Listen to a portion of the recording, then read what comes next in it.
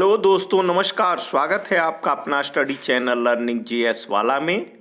तो दोस्तों, आज हम जीव विज्ञान बायोलॉजी का चैप्टर तंत्रिका तंत्र नर्वस सिस्टम को कंप्लीट करेंगे। यह वीडियो किसी भी एग्जाम कंपटीशन जहां जनरल साइंस के क्वेश्चन पूछे जाते हैं, वेरी वेरी वेरी इंपॉर्टेंट और सफिशिएंट वीडियो है। तो दोस्तों चलिए शुरू करते हैं। चैनल में आगे बढ़ने से पहले आपसे निवेदन होगा कि आप चैनल को सब्सक्राइब कर बेल आइकन को दबा दें ताकि लेटेस्ट नोटिफिकेशन आपको मिलता रहे। तो आज तंत्रिका तंत्र नर्वस सिस्टम जो काफ़ी इंपॉर्टेंट चैप्टर है, यहाँ से आपको 1 से 2 प्रश्न देखने को एग्जाम में मिल ही जाते हैं। चलिए शुरू करते हैं। मानव शरीर की प्रतिवर्ती क्रिया रिफ्लेक्सिव एक्शन। मानव शरीर की प्रतिवर्ती क्रिया रिफ्लेक्सिव एक्शन का नियंत्रण केंद्र कहाँ स्थित होता है? तो यह होता है मेड्यूला ऑब्लांगेटा में। मेड्यूला ऑब्लांगेटा में प्रतिवर्ती क्रियाओं का नियंत्रण केंद्र होता है। हृदय की धड़कन की गति किसके द्वारा बढ़ती है? हृदय की जो धड़कन की गति बढ़ती है वह अनुकंपी तंत्रिका तंत्र द्वारा है। अनुकंपी तंत्रिका तंत्र द्वारा हृदय की धड़कन की गति बढ़ जाती है। प्रेरक कौशल मोटर स्किल मस्तिष्क के कौन से भाग के साथ संबंधित होता है? तो प्रेरक कौशल जो होता है मोटर स्किल ललाट भाग से संबंधित होता है। मानव के मस्तिष्क का सबसे बड़ा भाग कौन सा होता है? तो मानव में मस्तिष्क का सबसे बड़ा भाग जो होता है और रोम्बेनसी फैलान होता है। रोम्बेनसी फैलान यह मनुष्य मस्तिष्क का सबसे बड़ा भाग होता है। तंत्रिका तंत्र नर्वस सिस्टम के अध्ययन को तंत्रिका विज्ञान न्यूरोलॉजी कहा जाता है। कम नींद आने के लिए किस चिकित्सा शब्दावली का प्रयोग किया जाता है? तो अनिद्रा के लिए अनिद्रा जो कहा जाता है वह कम नींद को कहा जाता है। मस्तिष्क का कौन सा भाग गुरुत्वाकर्षण के विरुद्ध शरीर का समर्थन करता है? तो अंतराली केंद्र जो है गुरुत्वाकर्षण के विरुद्ध शरीर को समर्थन करता है और यह मस्तिष्क में होता है। औसतन एक सामान्य मानव मस्तिष्क का भार कितना होता है? तो 1.36 किलोग्राम सामान्य मानव की मस्तिष्क का भार होता है। सामान्य मानव की बात की गई है। शरीर में प्रतिवर्ती क्रियाओं का नियंत्रण एवं समन्वय कौन करता है? तो मेरुरज्जु स्पाइनल कॉर्ड करता है नियंत्रण एवं समन्वय। सेरेब्रल पाल्सी का मस्तिष्क संबंधी विकार है जो सामान्यतया छोटे बच्चों में पाया जाता है। सेरेब्रल पाल्सी जो है मस्तिष्क का संबंधी रोग होता है या विकार कहिए जो छोटे बच्चों में पाया जाता है। तंत्रिका तंत्र का विकास सर्वप्रथम किस जीव में माना जाता है? हाइड्रा में। तंत्रिका तंत्र का विकास सबसे पहले कहाँ हुआ था? हाइड्रा में हुआ था।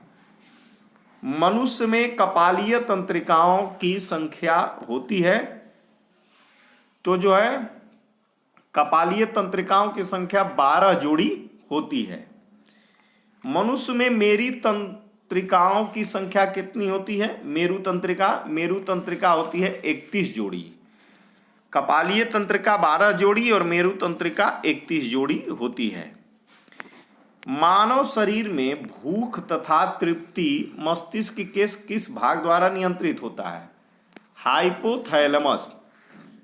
मनुष्य को भूख लग जाए, खाना खाने के बाद उसे लगे कि अब मेरा पेट भर गया है, इस तरह का संकेत मस्तिष्क के किस भाग द्वारा नियंत्रित होता है? यह तो हाइपोथैलेमस। डिसलेक्सिया नामक बीमारी मानव शरीर के किस अंग से संबंधित है? मस्तिष्क से। डिसलेक्सिया कहाँ होती है? मस्तिष्क में होती है। शरीर के अन्य सभी अंगों की तुलना में किस अंग को ऑक्सीजन की आवश्यकता सर्वाधिक होती है? सबसे अधिक ऑक्सीजन मस्तिष्क को जरूरत होती है। मस्तिष्क को तंत्रिका ऊतक का प्रमुख कार्य क्या है? उत्तेजनाओं को प्राप्त करना तथा मेरु रज्जु और मस्तिष्क के आवेग भेजना, यही तंत्रिका तंत्र का प्रमुख कार्य होता है। चलिए आगे चलते हैं। भोजन ग्रहण के पश्चात, कब? भोजन ग्रहण के पश्चात आहार नाल की तरंग गति और इसकी दीवार की ग्रंथियों के श्रावण का उत्तेजन किस तंत्र द्वारा होता है? परानुकंपी तंत्र। कौन से तंत्र हमारे शरीर में समन्वय का कार्य करते हैं? तंत्रिका एवं अंतःस्रावी तंत्र जो है समन्वय का कार्य करता है। जो मनुष्य यह नहीं समझ पाता कि कब उसे भोजन करना रोक देना चाहिए, वह किस रोग से पीड़ित होता है?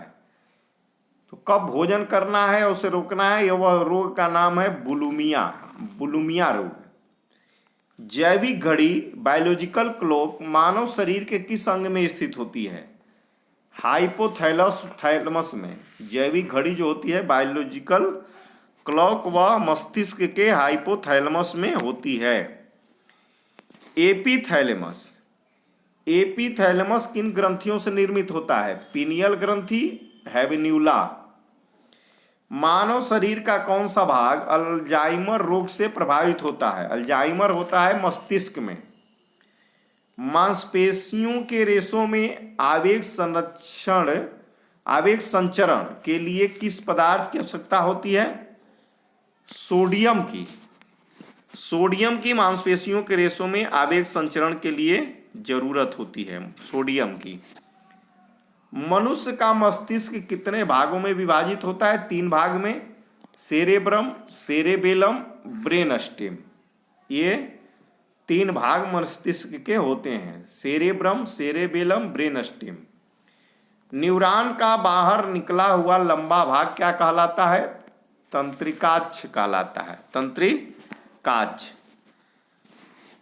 तंत्रिका कोशिकाओं के तंत्रिकाक्ष के चारों ओर किस पदार्थ का आवरण पाया जाता है? मेलिन का। सुई चुभाने पर किस अंग में पीड़ा का अनुभव नहीं होता? मस्तिष्क को। सुई चुभती हो तो मस्तिष्क को पीड़ा का अनुभव नहीं होता है। मानव के जन्म के पश्चात किस अंग में कोशिका विभाजन नहीं होता है? तो तंत्रिका कोशिका में। तंत्रिका कोशिका में जन्म के बाद कोशिका विभाजन नहीं होता है। अब चिकित्सा उपकरण और इसका उपयोग। CT scan. शरीर में असामान्यता के लिए सीटी स्कैन किया जाता है।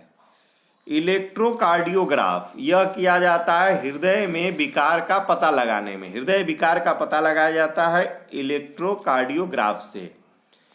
ऑटो एनालाइजर, जैव रासायनिक तत्वों की जांच जब करनी होती है उसका नाम है ऑटो एनालाइजर।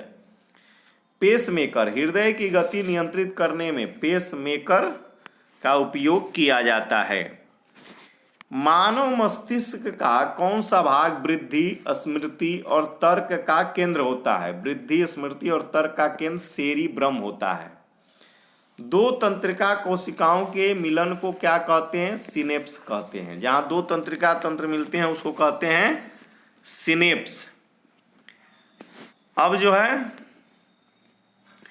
प्रतिवर्ती क्रियाओं की खोज सर्वप्रथम मार्शल हॉल ने की थी। प्रतिवर्तित क्रियाओं का नियंत्रण केंद्र कहाँ होता है? मेरुरज्जु। और प्रतिवर्ती क्रियाओं की खोज किसने किया था? मार्शल हॉल ने। तो दोस्तों आज का यह इंपॉर्टेंट सेशन तंत्रिका तंत्र के सभी इंपॉर्टेंट क्वेश्चन समाप्त होते हैं। Thanks for watching my video दोस्तों।